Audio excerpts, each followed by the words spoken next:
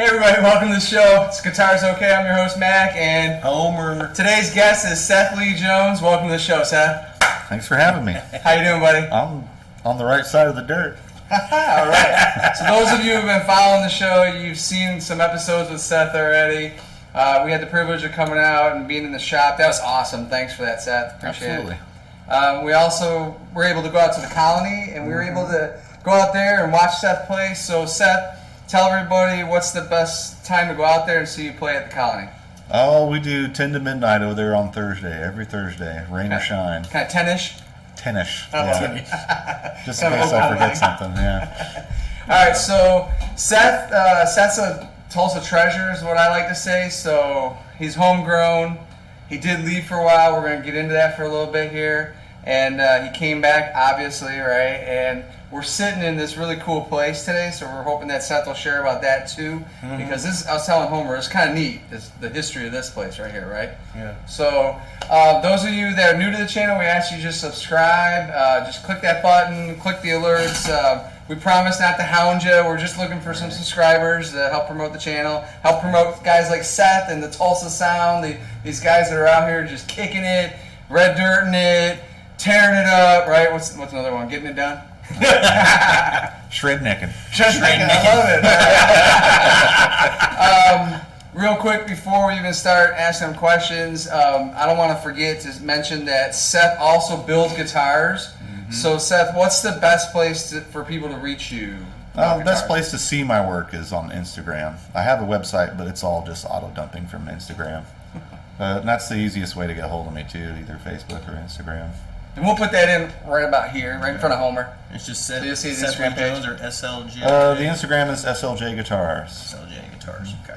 All right, and what type of guitars and stuff are you making? So people. Oh, I make bolt-on, Fender type stuff. I do 2 acoustics a year, maybe, that are in the style of Dixie Michelle, where the neck actually goes through it, and lattice bracings and things That of has that to do nature. with this house and everything, doesn't it? Yeah, All right. that's actually the reason I was introduced to her, was to pass on her methodology of building an acoustic. Which is really neat. So why don't we just start with that for a minute? Yeah. What do you think, Homer? For sure. Yeah, let's start with, okay, so we're sitting in this really cool house, and I already got a video in here. Oh, yeah. So you already caught one in here. I'm going to post that in there. I might even interject it a little bit here while we're talking, kind of so people can see just the layout. It's got a great vibe in here, Seth. I mean, your wife, doesn't she play guitar and everything too? And Absolutely. yeah, so I think those her guitars off to the side here. That's her stack there, yeah. Yeah, that's her arsenal. Yes. Yeah. Guitarsenal. Guitarsenal. Guitars, I love it. And then we've got his whole arsenal right over here. Yeah. And then we'll back take there. some pictures of some of the amps and everything that you've been doing and the tunings you're playing in. But let's just start for a second. Let's give credit to what happened here in the house. So tell us a little bit about what happened here. Well, guitars have been made in this house since about 1981. Dixie Michelle was a luthier who started back probably in the early 60s. She actually helped start the Gruen Guitar Company. She was good friends with George Gruen. And she worked as a tech at Fly-By-Night Music out in New Osha. Anyway, she had this house here in Tulsa where she built instruments and really expensive pool cues and banjos and mandolins and numerous other things, bicycles. But the real reason she bought this house is it was down the street from her favorite billiard bar, and she was a pool shark, and they used to do after hours gambling and pool shooting in here. And that room over there that's green, that I'm sure you got a picture of it, it originally had there was a doorway there that had been just walled over because she didn't want people to go in that room. That's where she built her instruments. And the shop out back was where the big machines were, but there were still some smaller machines in that side room there.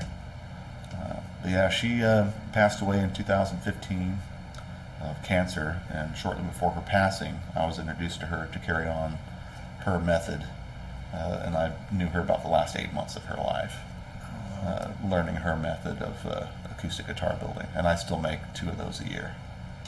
I heard you, now on the episode where I was in the shop with you, you said something about you only have so many left of maybe the headstocks or something There's like these that, little inlays that say There the you go. Dixie, and Yeah. I've only got 2 of those left, and when those are gone, I'm gonna have it say something else. But I wouldn't dare waste those things because that was her stuff that she cut out. And, you know, pearl is really hard to cut, and no sense in wasting them. So yeah, I've got 2 left that will be called the Dixie. And Wow. then I'll have to have my own brand on there. Cool. She left me a whole bunch of the things that said guitar, and it's done in Gibson font, which was kind of her joke.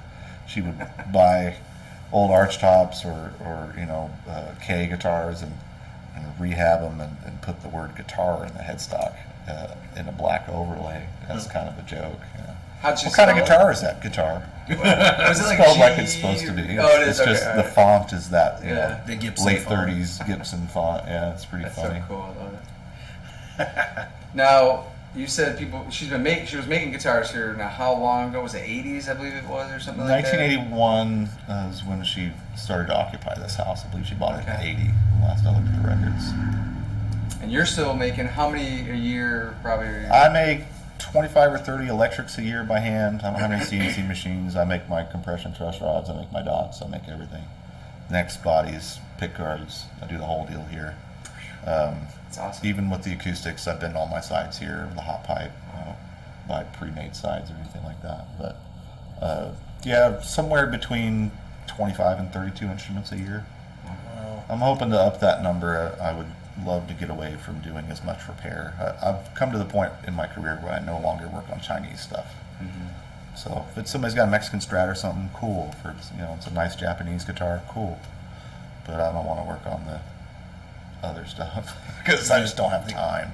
Yeah. Most of what I do is restoration repair, you know, vintage Martins and Gibsons, you know, turn of the century and up into the 70s. The one you just posted, we were talking about what year is that one? That Strat you just. finished, We just did a refret for a guy out of Oklahoma City.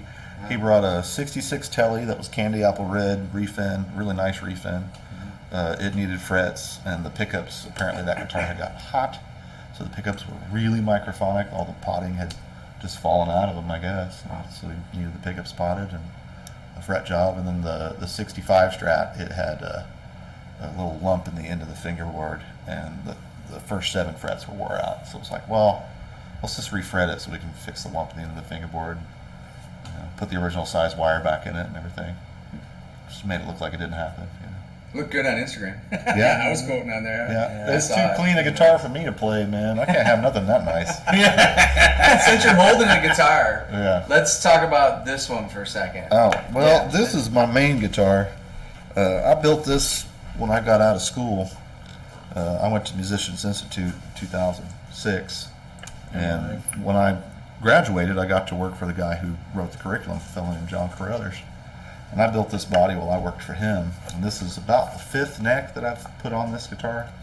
Is And that I'm really happy bending? with this one. No, I just wasn't happy yet. And I finally got one I'm really happy with. This is non-adjustable. This is a carbon fiber bar that's in here. It's a Oh wow. 1/4 inch wide by 1/2 inch deep, or 3/4 inch deep or something like that. I can't remember. It's So been you never 6 have years. to adjust it. It's not going to go anywhere.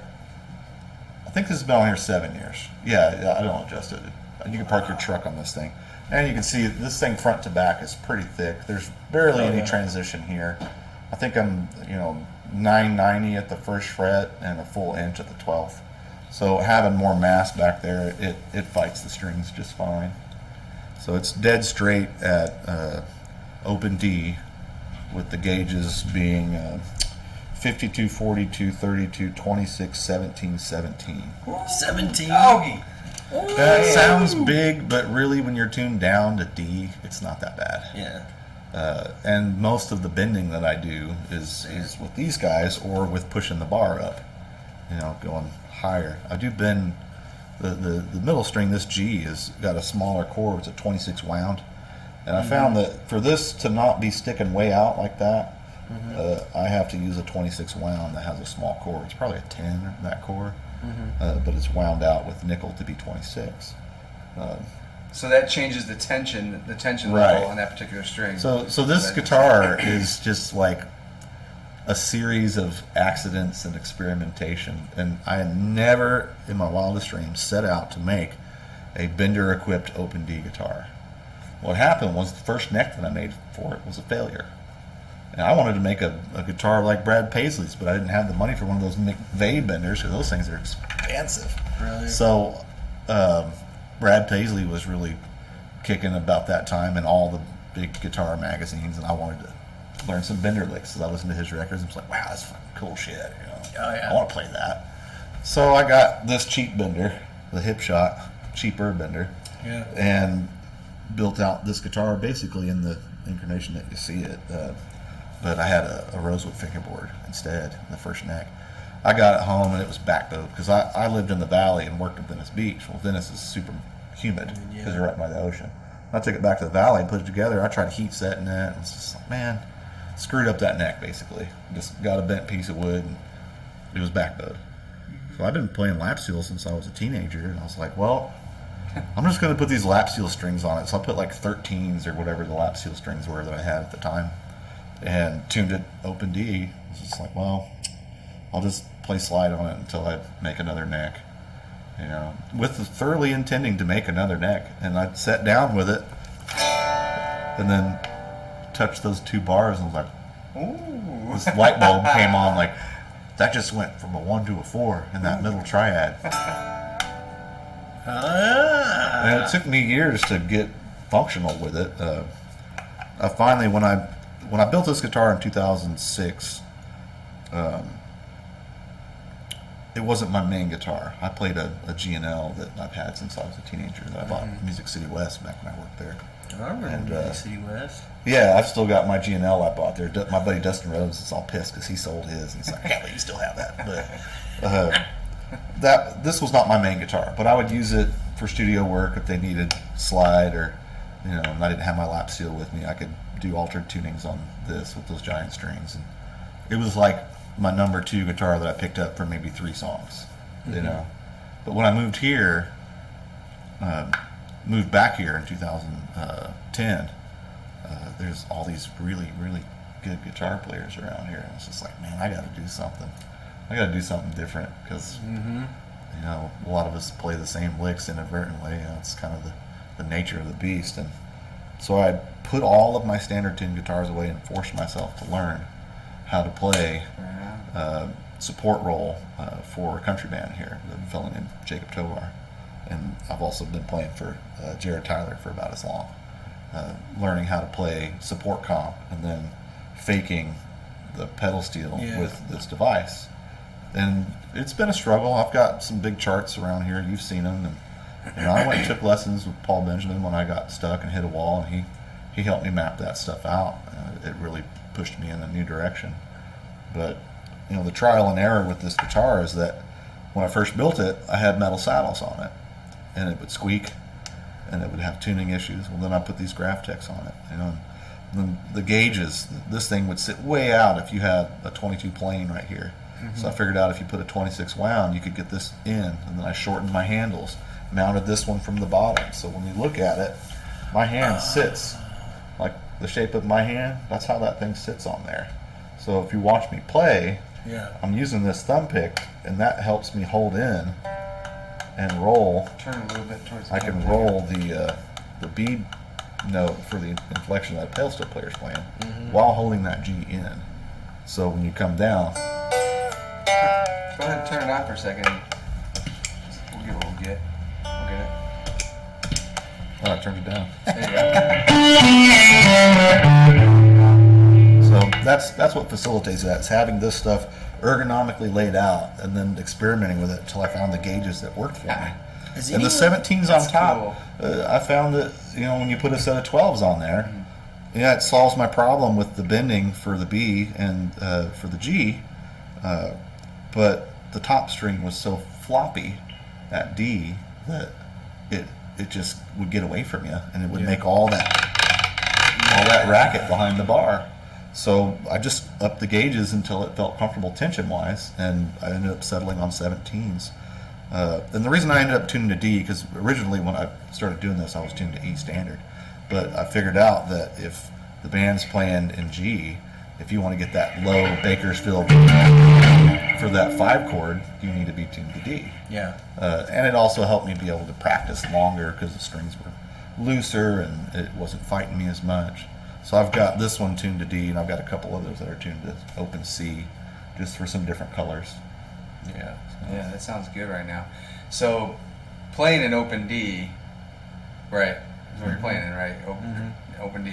And then you're sitting in with the band. There was that learning curve you're talking about for a while to get used to just fitting in and finding your space, right? Yeah. Finding your voice in there. Once you figure out the Nashville number system with Yeah. it, it's really actually easier than standard guitar, because everybody always looks at open D as this big scary monster. It's really not.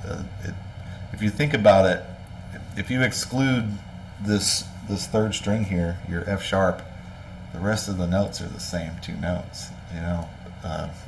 So if you think that you're already in a chord and remember that, and just be like, well, all I have to do is alter the chord I'm already tuned to. You can play all the chords you want to play. They're right there, and they're not that far away. I think the biggest leap for me was realizing I didn't have to play the root on everything, because the bass player's going to play that note or he's fired. Yeah. You know what I mean? Like when I play a 4 chord for D, I don't go up here and play, I'll do that, I'll do that, or because I know Bo is going to go, or he's fired. That's your job as It's a his bass only player. job. Play that in the 5 Come on, maybe. bass player. Yeah. Step it up. So simplifying the way you look at chords, most of what I do chordally is double stops. It's fairly rare for me to play full chords, and if I do, they're smaller groupings. Like triads and stuff like that. Yeah. Now, are these the same type of patterns as the open C pattern? They're the same thing, right? Yeah. Same patterns, like.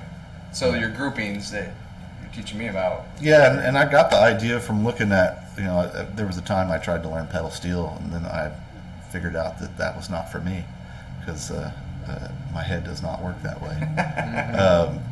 But when I was first messing with it, one of the pieces of literature I was reading was talking about grips.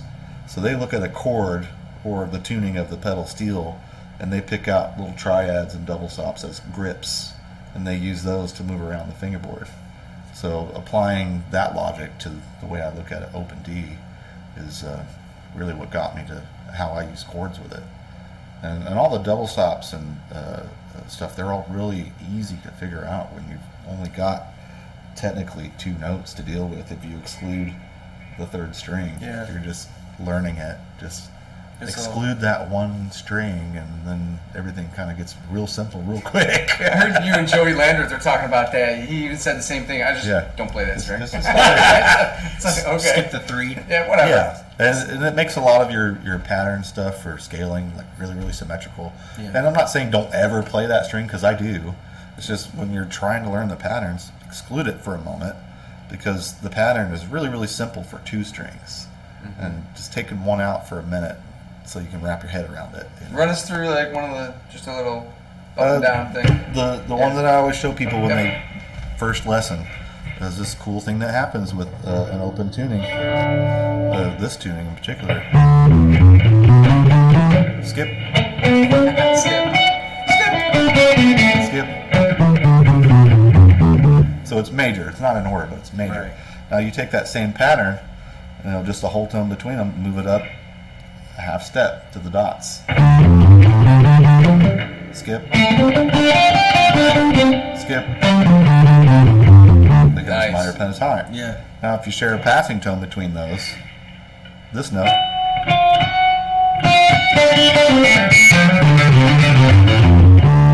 it becomes, this country hexatonic thing. Yeah. And then the same deal down here, if you add this note,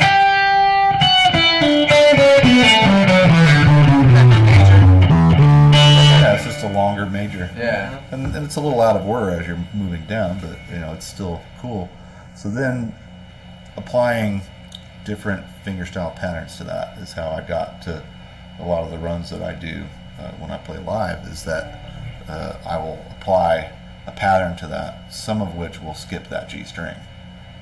Some of them use it, but one of the ones I use a lot is so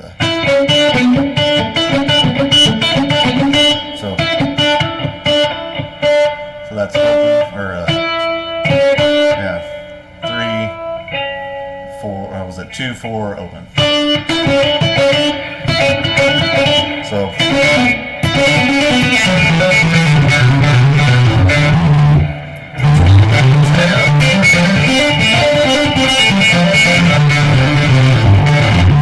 So it's all basically the same notes. If you looked at it on a paper, there's a whole bunch of the same notes in order, but they're just bouncing around. I think Carl Verheyen put it the best, is looking at the arc of the curve, because all of us play the same notes and same scales. It's just, what does it look like on a piece of paper? What is the arc of the line? What he Tracking calls those it. notes. Yeah, he calls it the arc of the line. I did open counseling with Carl when I was He's going to Musicians Institute. Really?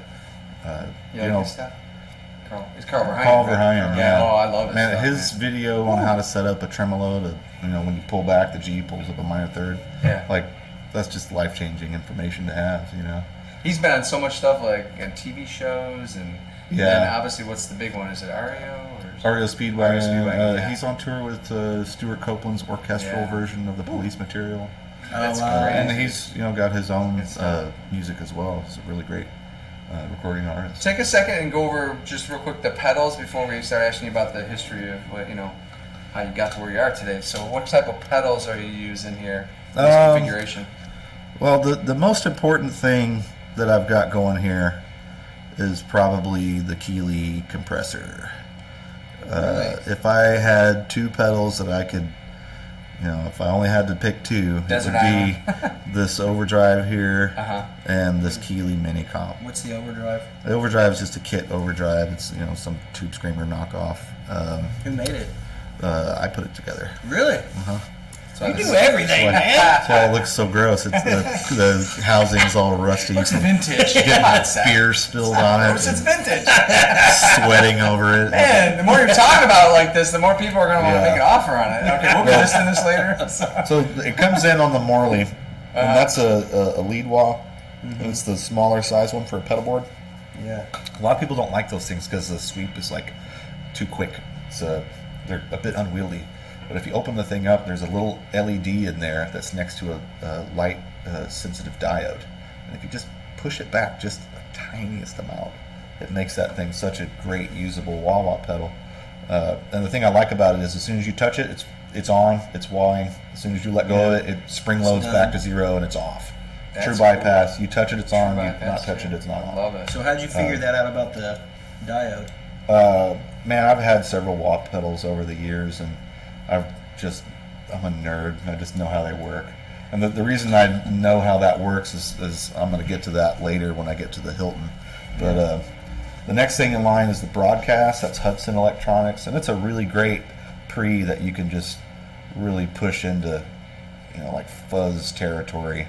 And you can see my little gold dots on there for. That's where you want to be. Yeah, where I want to be.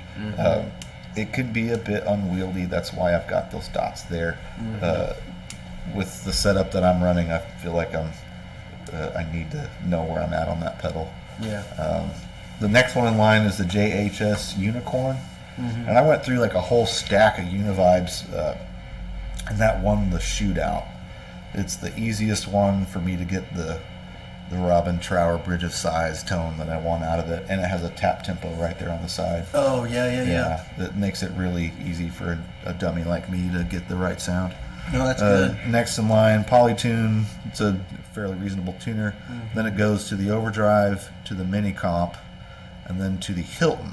And the Hilton low profile volume pedal, man, there's just nobody that makes anything better than that right now for me. I used a Goodrich 122 for years and years and years, but I was always replacing strings and spraying the pot out because it get crud in it. This thing works off of an infrared. It's like a shutter with an infrared light and another diode that senses that light. And you could adjust the sweep of it. It has a built-in buffer, which is kind of a deal with volume pedals, particularly the Ernie Balls and the Goodriches that are passive. They're kind of a tone suck. Yeah. Especially the Ernie Balls. I had some experience with those being, they need a lot of work and they need something pushing the signal out. Right. After that, it goes to the MXR Carbon Copy. That thing's really easy for me to, I know where to put the knobs to get a slapback. I know where to put the knobs to get a long delay. And I've just been using one of those for 16, 17 years or whenever that thing came out in the early 2000s. I bought that at Guitar Center in 2002 or something like that in Van Nuys. And then after that is the Keeley Seafoam. And most of the time I've got this thing on a little tiny bit. I've got all the knobs set at about a quarter. And it's on the middle setting, which is the Seafoam setting.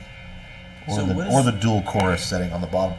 And it's like listening to guys like Mike Stern and Michael Landau, like you always hear like a tiny bit of chorus on. And Landau, I can't remember the name of the one he uses, some plastic like Arion or something, some cheap ass chorus from the 80s. And it's just, did it look like a tank? Yeah. I remember those. Man, those things are hard to come by now because of that guy. But Yeah, they're expensive on Reverb. But Those that's were so cheap those when were the they first were guys that I saw doing that. And then when I moved back here, a guy named Steve Pryor, he would do I stuff remember like Pryor, that. man. He would leave, a chorus, or he had this big rotary speaker. That thing would be kind of on all the time. It just kind of gives a little bit of a texture, a 3D space to the guitar tone. I've never seen that pedal. That's awesome.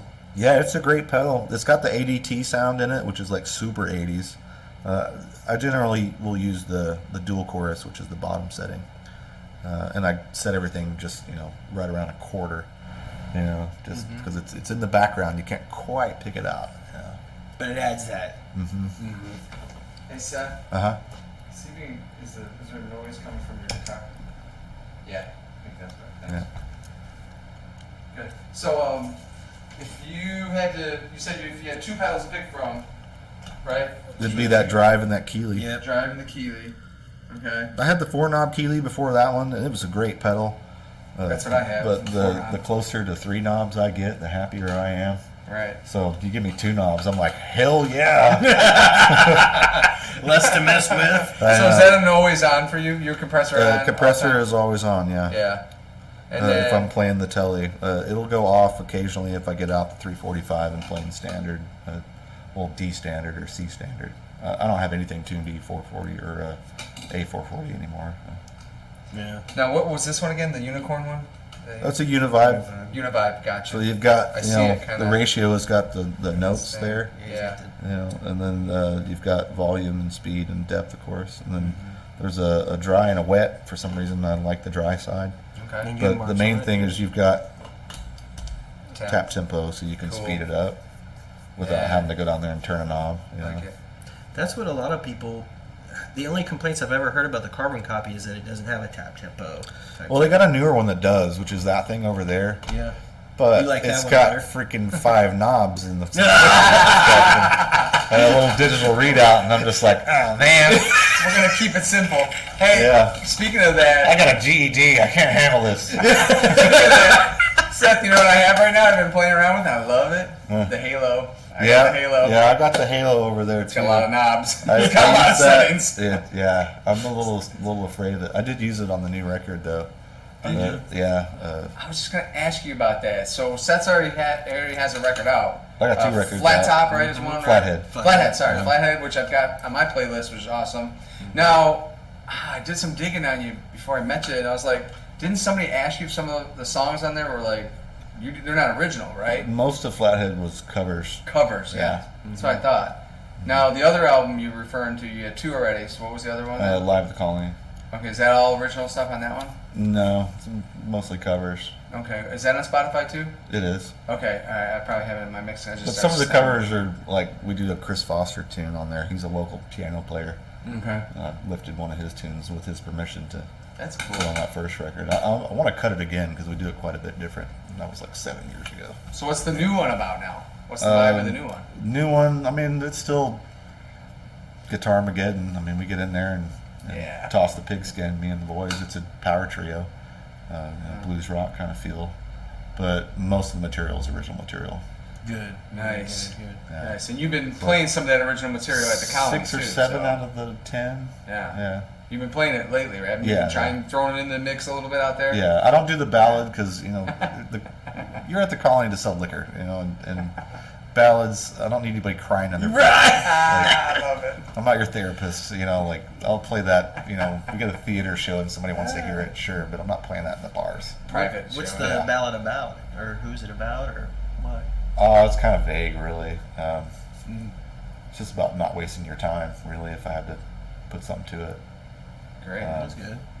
But that was, for me, more of an exercise of like, how many chords can I put in this song? There you go. So it's got quite a bit of a lot of chords in it. Nice. Yeah. I love it. So speaking of chords and chord knowledge and all that, where did you start off playing guitar? I actually started out as a piano player. Oh. Started taking lessons at 7. Okay. Miss Murray over in West Tulsa. Nice. She had to have been in her 80s. I wanted to learn Ray Charles and boogie woogie stuff, and she was like, "No, you're gonna learn this dead white composer stuff." So I would get slapped on the back of the wrist for writing the finger numbers over the notes. Yep. And she'd cover them with a ruler, or I would just memorize the piece, which I got in trouble for this years and years and years rolling after. That never went away. I have a tracking problem, so it's hard for me to identify which line the dot's on. It's difficult. I could do it. This takes me a long time. Mm-hmm. So when I found guitar was about the same time in middle school when they had us doing band, and they put me on trumpet. I wanted to play snare drum. It's like, screw this trumpet thing. This thing's lame. But but I was always second chair with the trumpet because I had enough knowledge to be able to go home and read the piece and then I just memorize it. Mm-hmm. I would again write the finger numbers over it, and I was always second chair or first chair. Mm-hmm. There was this German kid that was really, really. He had been playing since he was like 4 or something, and if the only way I would ever beat him was if he was sick that day. But occasionally I got first chair, and I was like, "Yeah, sit there, buddy." One of those things. Raise your hand if you're not here. One of those Yeah, things. exactly. Good, I got first chair. So Yeah. it's not here. But finding the guitar at about the same time, I was like, man, I don't get picked on when I carry the guitar around. These football players don't give me grief when I'm carrying a guitar, but man, bust that trumpet out. Suddenly you're a target. Yeah. Playing taps Oh, dude. on bass. But yeah, we all got guitars around the same time, like it's like 7th grade or something like that. The end of the year, I was like stealing my mom's Squire Stratocaster because she was teaching guitar at Remington Elementary for the Fine Arts Facilitator program there, and she bought this little Squire guitar because she didn't want to bring her nice Gibson archtop up there to the school where it could get scratched or whatever. Mm-hmm. So I remember going into Roy and Candy's to get that guitar, and I watched this guy over in the corner play that opening lick to Owner of a Lonely Heart. Yes. Watching his hands. And I went home, and Mom plugged the guitar in, played it for a while, and then she went to go make dinner. My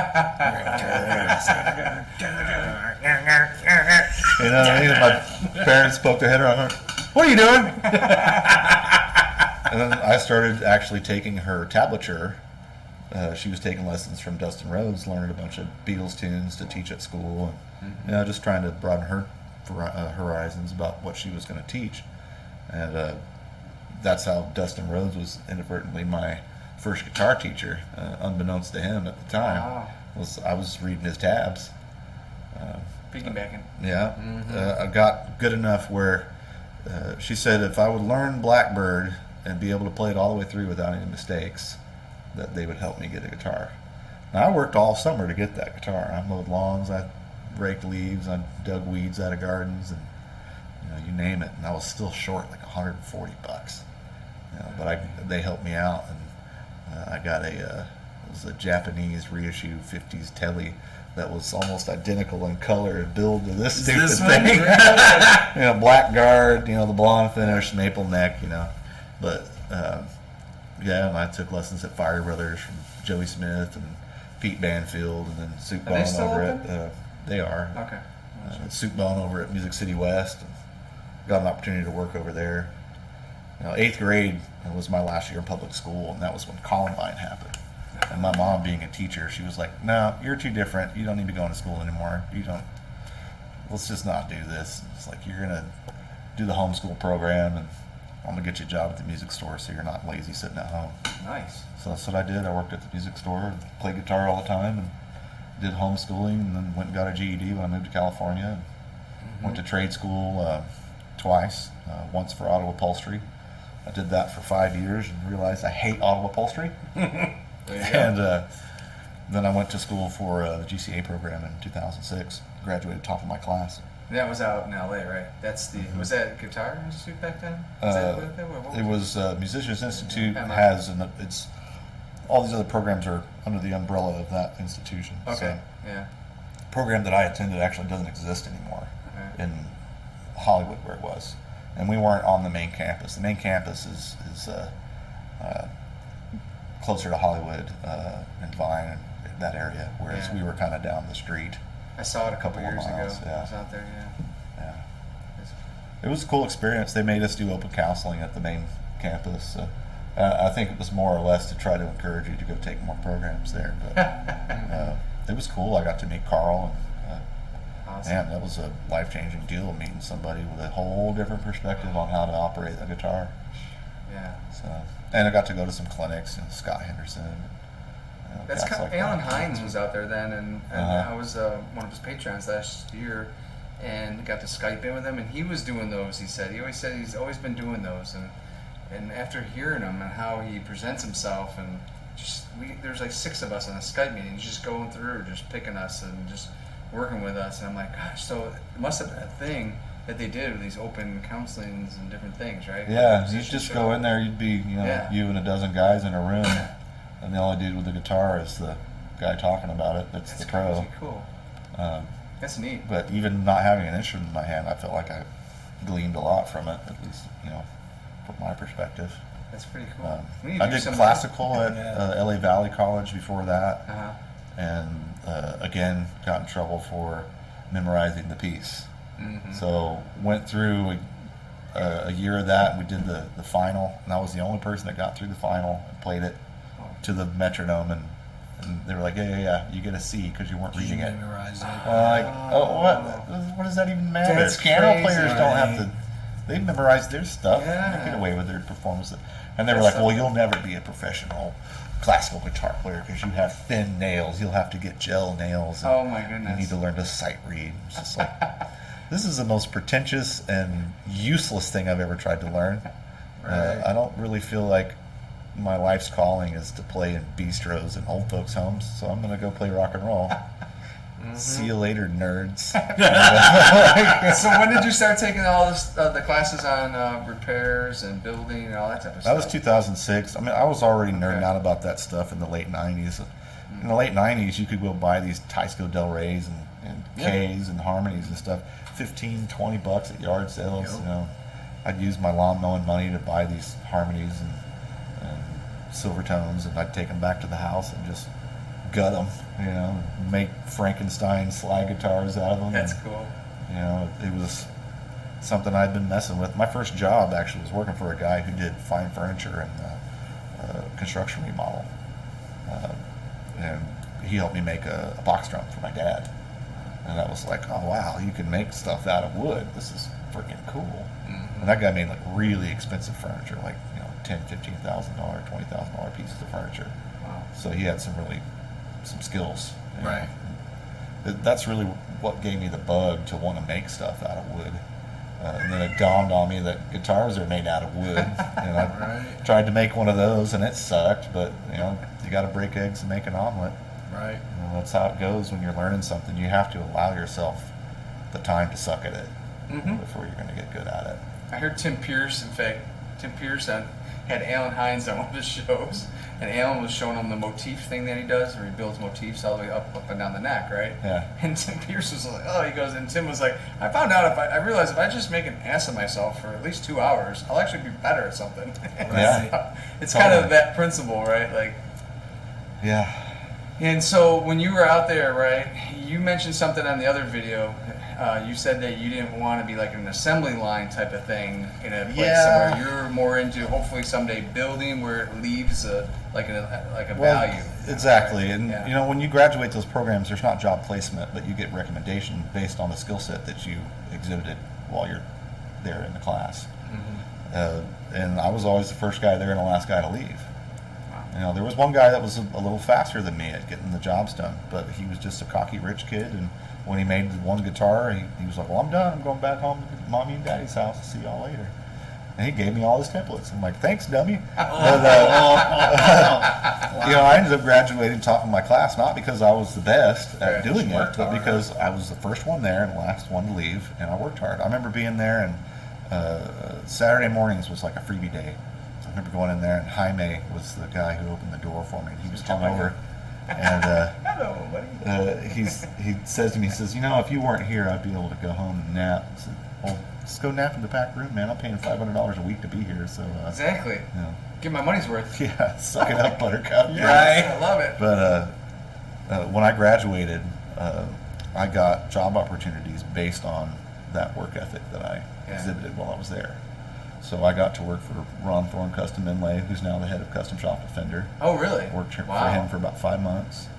Want to make a jump? And mostly, you know, sweeping floors and organizing Right. piles of wood, not Right. Yeah. not anything real serious, because I was fresh out of school. When you get out of school for something like that, you are a highly trained apprentice. Right. You need to go work under somebody and develop good habits.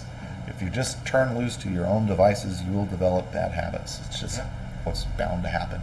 You know, that's why they call it a practice. You know what I mean? You get out of med school, they don't just say, here's a set of scalpels, he's over there. You know what I mean? You go work at somebody's office and you Yes, build right. up to that, you know. So Yeah. I worked for Carruthers mainly for nearly 6 years. And I worked for Fred Askin, who's probably the premier restoration person on the West Coast right now. I worked for Neil Moser for a little while, doing the BC Rich restorations. We did all the fretwork for the Sandoval guitars, the Randy Rose Sandovals. We did all the fretwork for those. Yeah. I worked for Mike Peters for a little bit.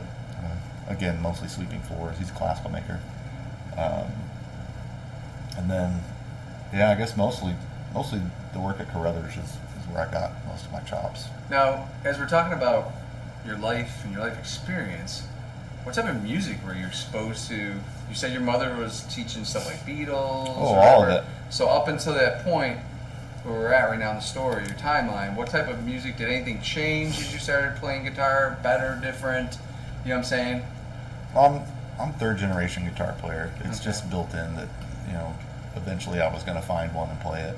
You know, my folks growing up were pretty eclectic in what they listened to. My dad was listening to King's X and Spyro Gyra, and, you know, 80s Miles Davis, and my mom was, you know, listening to Steel Pulse and, you know, Jackson Brown, Bonnie Raitt. So there was music in the house. Always. There's Always. music in the house. That's like my house. You know, Love my it. dad No, had a yeah, record player and, Yes. you know, Bose speakers and stuff, and there was always, you know, wax turning. Wow. And in the cars too, you know, they had tape decks and good music playing in the cars all the time. So as you were getting out into this area, you're in California out there working right with Carruthers, all the stuff that you're talking about right here.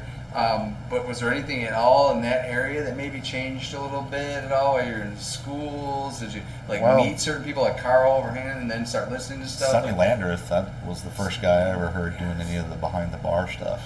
Excellent, yeah. Yeah, I love Sonny you stuff. know, that was like when I decided to turn this into a slide guitar. I was like, Really? oh man, this guy does all this behind the bar stuff, and he plays in open D. He does some minor tunings too, which I have not been able to get my head around yet. But Right. yeah, you know, Sonny and Landreth, Grant Street, Yes, that's a great one. and then Michael Landau, Live 2000 or Star Spangled Banner. Like those two records were like major turning points for me. Okay. So there was something in there somewhere along the line. Yeah, that both I of figured. those. I just had And a I've been feeling a there's King's something X there. nerd Got it. forever, King's man. X, Like, yeah. Dogman, Oh, Gretchen Goes to Nebraska. The Nebraska one. Ear Gretchen, Candy, what's the one with Gretchen? Gretchen Goes Gretchen to Nebraska. Yeah, I used to play that on cassette when I first started Yeah. learning guitar, man. Oh, it gave me goosebumps. What was the other one? Out of the Faith, Silent, Hope, and Love, Out of the Silent Planet. I mean, all that stuff. Yeah. Doug Pinnick, big freaking hero of mine. I've met him 3 or 4 times. Wow. You know, Really? NAMM convention. We used to go every year. He's a super nice guy. Yeah, I've heard he's nice. Yeah. You go to NAMM at all right now? Did you Man, go I back went up like there? 9 years in a row. Yeah, I've had you my did. fill of it. No you know. kidding. I'd like to go see it, but I went as a civilian a few times, and that was Yeah. fun. But Yeah. whenever you work it, it's Right. like, all right, so let's go back. You were at Carruthers in our story in the timeline here. You were kind of working for Carruthers, you said, right? I worked for Doing Carruthers and Fred Askin mainly. There you go. And then Yeah. so all of a sudden you had been from Tulsa, went out to California, right? Mm-hmm. So the West Coast, out there, right? And you somehow came back. So get us from where you were there to getting here. What happened? I came back for a visit in I don't know, maybe 2008 or 9, and I saw Steve Pryor, and there was alcohol involved. So I don't remember exactly what club it was. I remember the smoke was about down to here in the room, and I could only handle a handful of songs before I had to get out of there. But I remember just thinking in my head, like, what in the world is going on in Tulsa? Right. And I saw like 3 bands that night, but that guy was the dude that we were bar hopping, and I was just like, holy crap. And the main thing is I had intentions to move back here because you try to buy real estate in California and you're not already well established in some 6-figure career. Yeah, exactly. You'd be living under a bridge. Right. You couldn't buy a parking spot in LA for what I bought this house for. I know. Oh, yeah, that's ridiculous. So it's funny too when I tell my LA friends what I paid for this place. And I'm like, yeah, I paid it off like 3 years ago too. I'm like, what? But it just made it that much more of an urgency to get out here, and I did.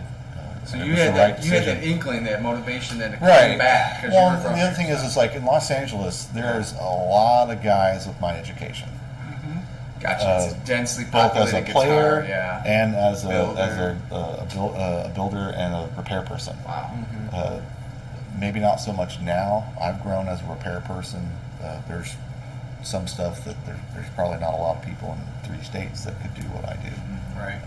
That's why I get a lot of major restoration and not pickup swaps and setups and Hello Kitty guitars. I don't do that kind of thing. Right. But here is a blue ocean market. There's only 2 folks that I know of that are at a level where I'll recommend things to go to them if I don't want it. And that's not me being Just stating just facts. stating facts. Man. Stick to the facts, Jay. Yeah, there's really only 2 shops in town that are Wow. reputable that I would consider sending work to. There's some other folks that I should send Christmas cards to because I fix a lot of their mistakes.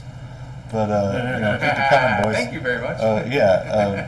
But it's a blue ocean market. It's like I was talking to Matt Ike about his business and his reasoning for going into building resonators. He's like, well, there's only like 2 resonator companies Tell in the whole everybody country. tell everybody who Matt that Ike, is. Mule Resonator Guitars, is a good friend of mine. Up in Saginaw. And I rep some of his instruments, and I'm on quite a bit of his content that he's posted over the years. He's Good stuff. a great guy. But it was like one of those aha moments when he said that. It was like, oh yeah, there are only 2 people that really make resonator guitars. There's the Dobro company and National, and everybody else is small fries. Well, now if you look at Matt Ike, he's vastly successful in his field because he picked a blue ocean market, not something that's completely waterlogged, saturated. Yeah. And there's a lot of guys that build Stratoteles. That's not what I'm driving at. But as far as like coming out here to do repair, I had it made in the shade because there's plenty of repair to be had, and not very many people that are capable of doing the hard stuff.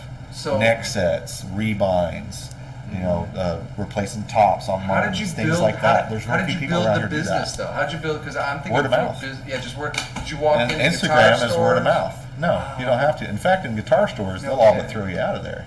Really? Because they got their own guys that turn Right. wrenches in there, and it's kind of it's a thing that happens in guitar stores where they work around enough of them. They think that they know all there is to know about them. They can fix everything because they've got a bigger hammer, and that's kind of the thing that goes on in guitar stores and pawn shops.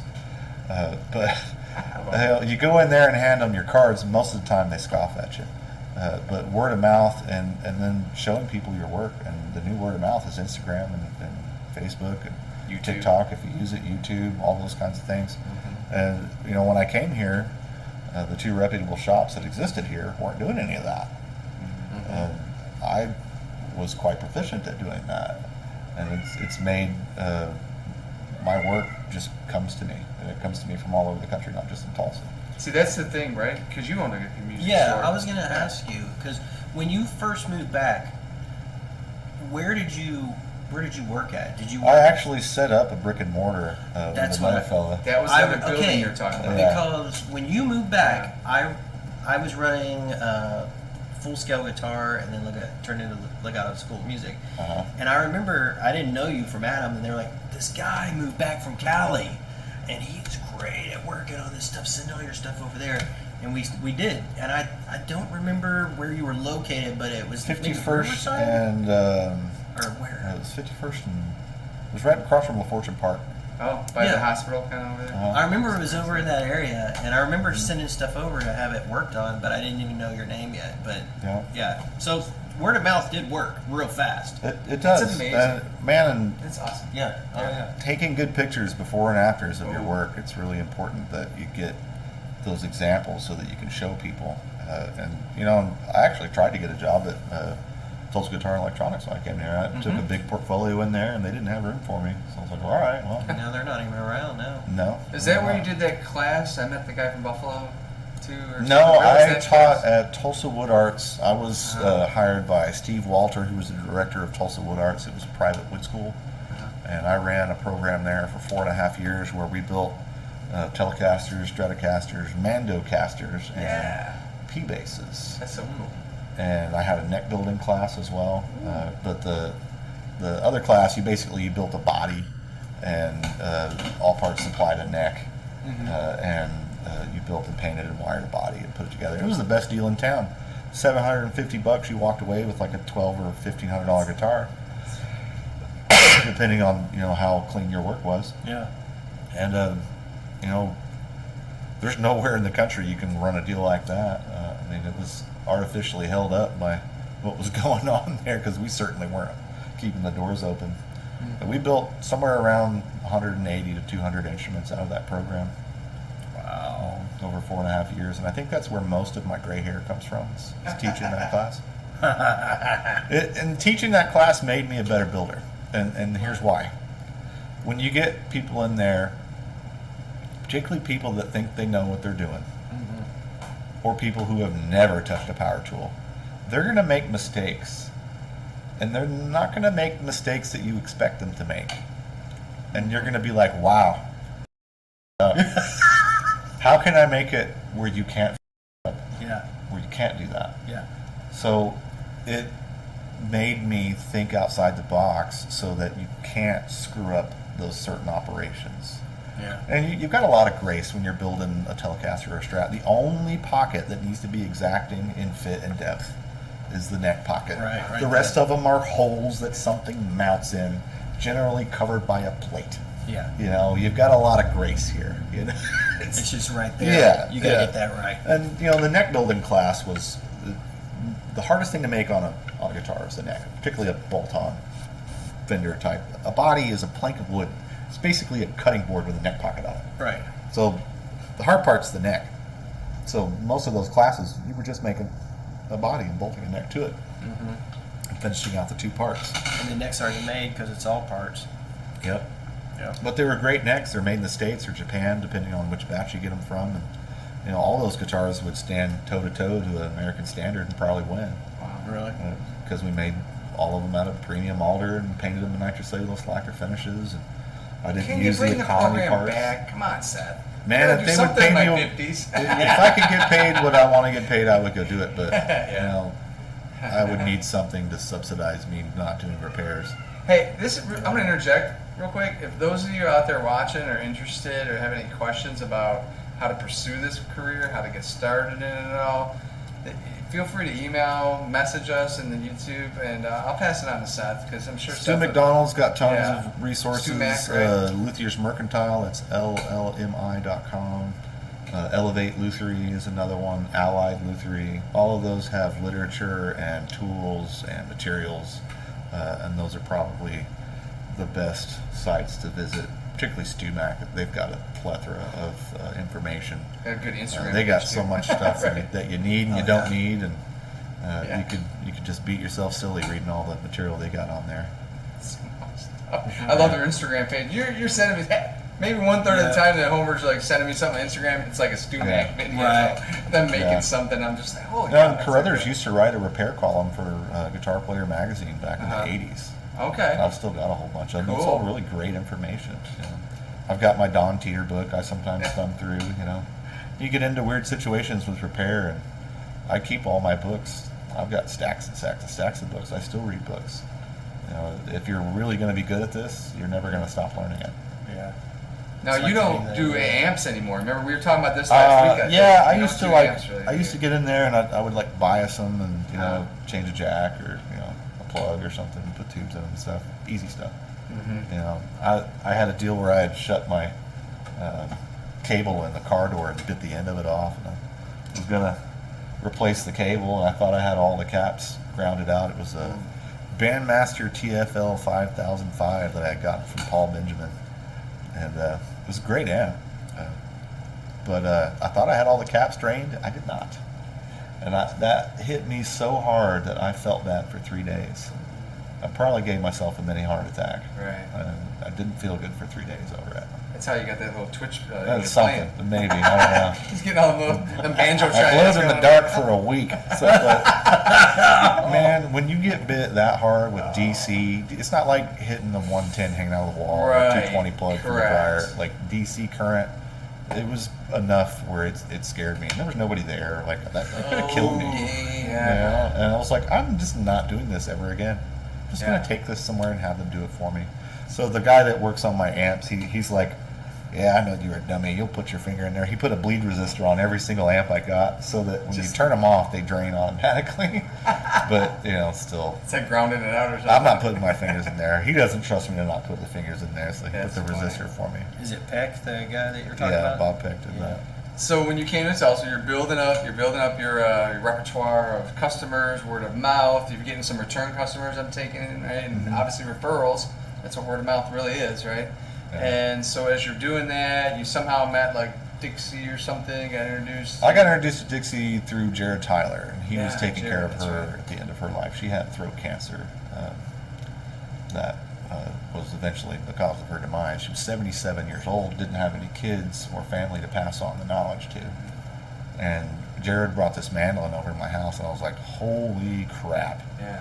what is this? It was the most unique and different design, structure, and the way the neck went on and everything. Jeez. Just everything about it was nothing like what you would consider American steel string or the traditional style of mandolin building.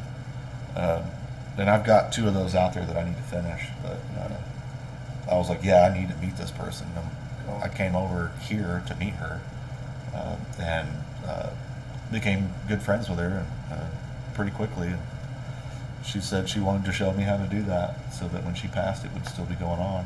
That's really That's cool. awesome. Yeah, see what I'm saying? Like there was a little more digging here than just, hey Seth. The what crazy do you thing do? is like, I didn't really have any intentions of living in this house either. Right. This house was so bad when I first decided I was going to move in here. I didn't want to show it to Rachel right away because it was really, really rough still. Were you married to Rachel? No, I got married last August. Oh, that's I've been right, with yeah. her for 7 years, but I was afraid to show it to her because I was afraid she's going to leave me. Because one, I didn't have any furniture, and I didn't have any heat or air in here yet, and I hadn't painted yet either. So like this room was pink. Mm-hmm. Like there was some spots over there in the green room where you could see through the shiplap through the siding to the street. And Wow. the roof leaked. It was rough, man. It was really bad. I mean, a lot of folks in Jacob and Jared's position probably would have just knocked the building down and sold it for Right. land value. Right. But Because you're in a pretty good location as far as getting to things Right. and downtown. and at the time the road hadn't Yeah. been redone, and Right. and Dixie had let the house go because she had been sick for years. Yeah. And this place had not been maintained very well in the last 40 years that she lived here.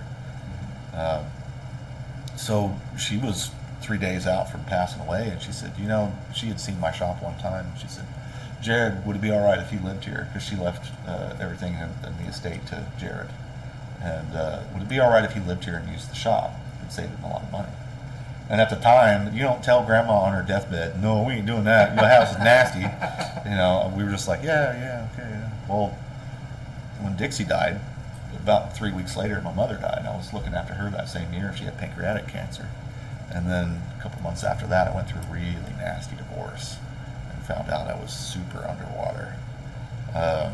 So it became a real thing that I needed to get out of Brookside, where I was paying all that rent. And Jacob and Jared were rehabbing this house. Finger messing with those Thanks, man. man. It's like I'm ready to try yoga now. All right, Seth. Not So calming me down. you kind of brought us up to this whole thing you're in right now, and you're building, and your repairs and building. You're doing all that type of stuff. You're playing out. You've been married for what, a year now, almost? Or Not so? quite, since Not last quite, August. but you've been with her for a while and all that stuff. So you've got this good momentum kind of going. It's kind of great. And being out here, and I've been on the vibe with it. I've been in here, and I've been on the shop, man. It's so cool. So what's your hopes and dreams for the future right now? I know you got a new album. Do you want to travel and play it all? Do you I'd love want to. just If build? the What do you money's wanna right, do? I'll travel. I'm not going to get in a van and go play a bunch of $50 bar gigs, but Right. this last record, I got 2 write-ups. Oh yeah. In, magazines that I read. We got several write-ups, but 2 of them that I thought to frame, my wife framed them for me. It was Guitar Player and Vintage Guitar, and like I've still got all my guitar magazines from when I was a teenager. Cool. So we got to number 8 on the Blues and Rock chart. We That's bumped great. Kingfish for That's so 5 cool. weeks, and he won a Grammy. Kingfish, yeah. Yeah. He's Oh, awesome. Crystal. I'd like to play bigger gigs for more money. Come on, So- anybody watching out there? Give me a job! Yeah. Would you be interested in private parties at all for? I mean, it stuff, or depends, Not really. you know, Because if they don't want covers, I'm not a wedding band man. he's the I'm just party not. band guy right Yeah, now. I'm a Right now, party he's band. in the Yeah. party band stuff, so I can't he's do slaving that stuff, out. man. He's Yeah. going at it. There's All some the good. I time. got some good footage on that. How many shows you doing a week right now? Like two weeks Yeah. all over Yeah. the place. Casino. Yeah, a friend of mine got to open for Robin Trower when he was here, and I was so Yeah. jealous. I was just like, I Oh, want there that you gig. go. That's Right. a cool Give me that gig. gig. Yeah. You need to you know? do like some blues festivals and stuff. I Like that. got the headlining spot for the Norman Blues and Jazz Festival this year. Good. Oh, great. Good. Um, Awesome. Before the pandemic, I got to open for Gales at Oh, yeah. Knuckleheads in Kansas City. I had a lot of good gigs lined out right Yeah. before all that stuff hit, and it kind of washed everything out. To you, what's the best spot for blues music as far as towns and stuff like that? Where would you want to play? Oh man, if you were doing like straight blues, I think Memphis has probably got the biggest concentration for that right now. Memphis and Chicago.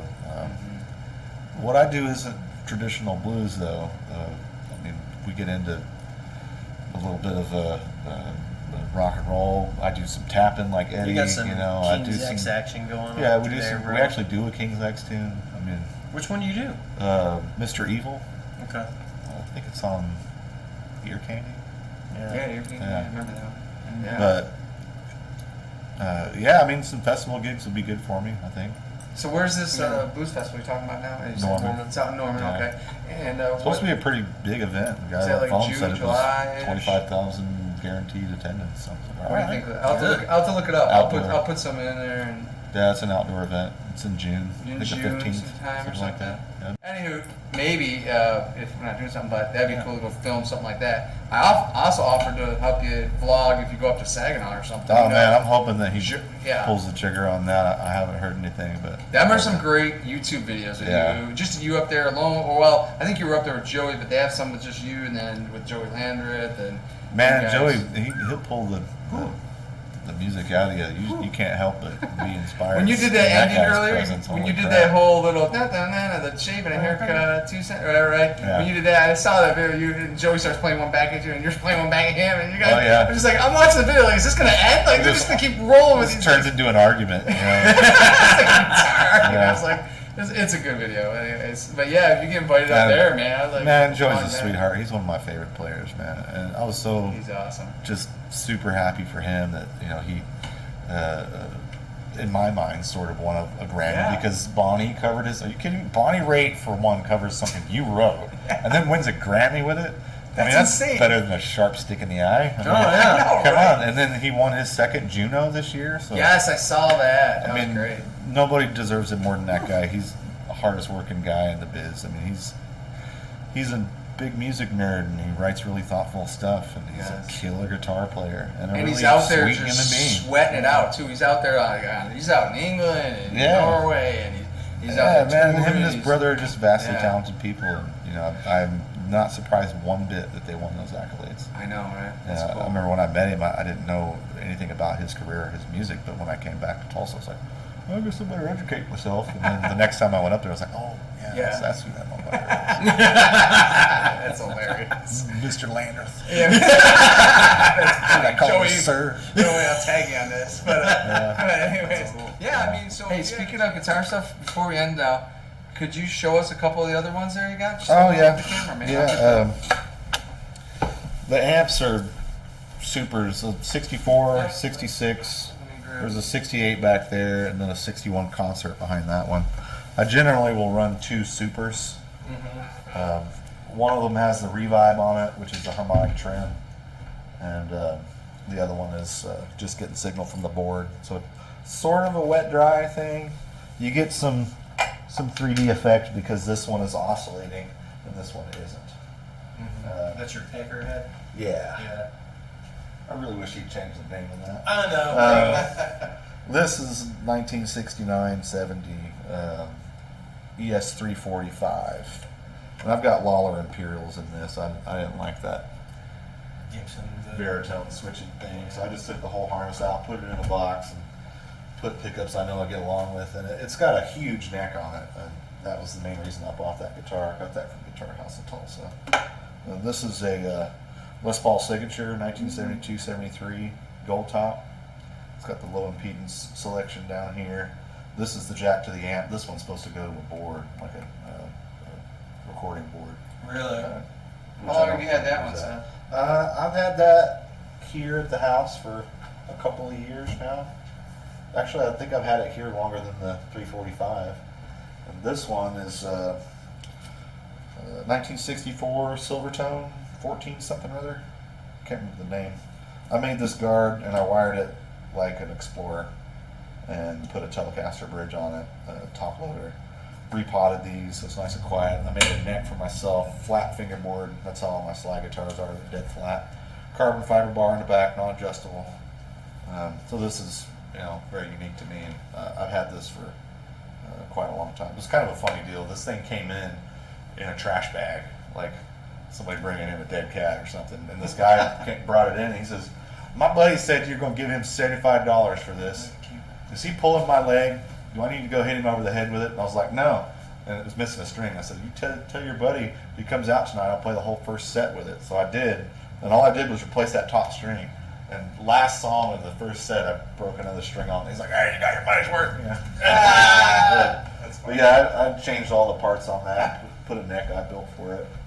This is a Mulecaster that they made for me. It's got a bird's eye maple neck on it, and it's the neck goes all the way through it, and the body is actually like a hollow sleeve that fits over the neck stick as a whole, and the bridge mounts to the neck stick. This actually mounts to the end of the neck too. So those things screw into it, but they're really just holding the body on it like a sleeve. It's pretty cool how they go together. What tuning is the mule on? Open C. This is a Strat that I built for myself. This is European quarter sawn maple. That's from the same forest as the Stradivari violins, the Italian Alps.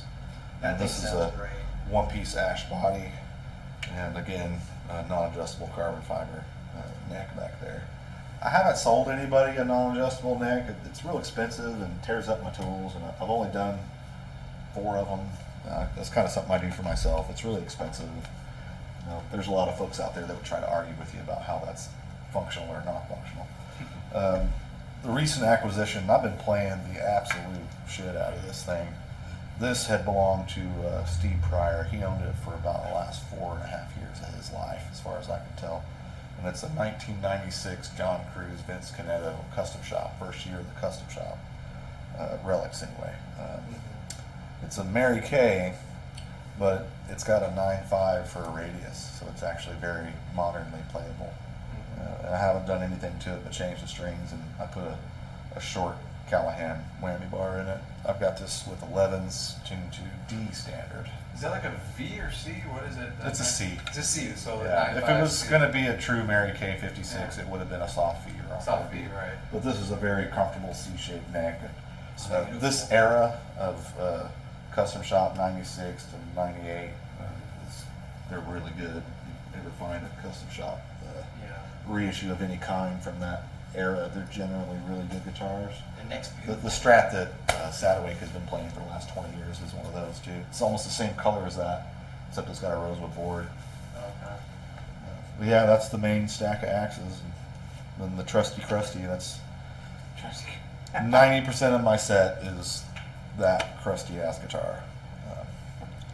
That's what everybody I know knows you for, that guitar. I can't live without that thing. It'd be like cutting my arm off to lose it. That's like your like Stevie Ray Vaughan was known for that.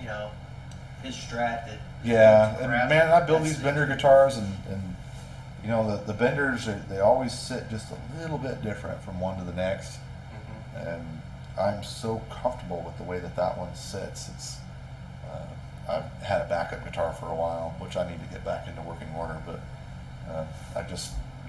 I'm never gonna not play that. It's your go-to. Yeah. Well, it's been like 17 years or something I've been playing that thing. And when I built that, it was white. And it didn't have no marks on it. That's all me beating the crap out of it. Have you changed the sticker on it too or something? The I voted sticker, it gets washed off. I sweat really bad when I play. It doesn't matter what temperature of the room is, I'm just going to sweat. Yeah. But that's great. all that munge that's on there, like, that's not fake. That's built up bar grime from playing 5-6 nights a week, Yes. Yeah, it was originally white, trans white, just like this Strat. Hey Seth, so we've got the music, I think we got it all covered. We've got the music, we've got the guitar, we've got the repair building, we've got the story of the house and everything. So we just want to say thanks for coming out on the show, man. We I appreciate it, man. We try to plug anybody here locally, homegrown. And it keeps me in sandwiches. I make tens of dollars playing music. Yeah, there you go. It's product testing as far as I'm concerned. People are paying me right now to stop. But anyways, thanks for coming out to the show and watching us on YouTube. Please hit the subscribe button, and we'll post in there, Seth's stuff. We'll post in Jared's stuff. We'll tag it all down in there. Yeah. We appreciate all the viewers, right? Yep. All right, thanks guys. Appreciate it. Check it out. Everything we put down there, check it out. See you later, guys. That's why you make the big bucks. It's not more money, it's just physically larger bucks. Yes! The size of the wallet. You gotta slip this thing around. I've gotten a big check once in my life.